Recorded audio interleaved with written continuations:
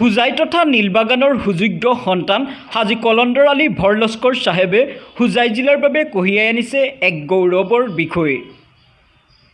দেওবাৰে গুৱাহাটীত অসম চৰকাৰে অনুষ্ঠিত কৰা কাজিৰঙা এৱাৰ্ড নামৰ অনুষ্ঠানটিৰ জৰিয়তে হাজী কলন্দৰ আলী ভৰলস্কৰ চাহেবে লাভ কৰা এক বিশেষ বঁটা।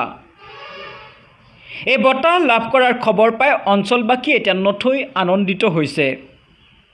পিছে হাজী চাহাবৰ আছে এক বিশেষ গুণ, সেয়া হ'ল তেওঁ দৰিদ্ৰ লোকসকলক সহায় কৰি ভাল পায়। যোৱা লকডাউনৰ সময়ত হাজী চাহাবে দুখীয়া লোকৰ সহায়ৰ হাত হিচাপে থিয় দিছিল, যিটো সময়ত মানুহে নিজৰ জীৱন বচোৱাত ব্যস্ত আছিল। ঠিক তেনে সময়তে তেওঁ দৰিদ্ৰ লোকসকলৰ ঘৰত প্ৰয়োজনীয় খাদ্যবস্তু যোগান ধৰিছিল। সেয়ে তেওঁ নীলবাগান অঞ্চলৰ বাবে প্ৰিয়পাত্ৰ হৈ পৰিছে।